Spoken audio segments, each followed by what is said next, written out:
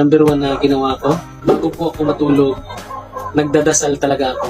Hindi po ako nakalimot sa kay Lord na unang-una, nagpapasalamat ako sa buong araw na ginabayan niya ako, pinangunahan niya ako sa aking mga ginagawa at inilayo niya po ako sa mga kapahamakan, sa panganib sa aking buhay at sa mga nararamdaman ko na yung may anxiety pa ako na napakahirap pero bakit nalagpasan ko. Kaya ganun po, napapray po talaga ako bago po ako matulog. Kahit iniisip ko na hindi ako makatulog nung dati, iniisip ko na basta ako makapag-pray.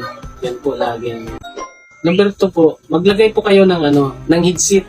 Makinig po kayo ng worship songs. Kung mahina lang po na parang pangpatulog lang siya. Mahina lang. O di kaya mga videos na alam nyo po na nakakatulong talaga sa inyo. Pwede nyo po yung pakinggan habang nakahiga kayo. Kaya maya mapansin nyo na lang nakatulog na po kayo. Kahit pagising-gising at least na ano po yung nyo, nakapagpahinga po yung utak nyo at nakapag-rest po yung katawan nyo.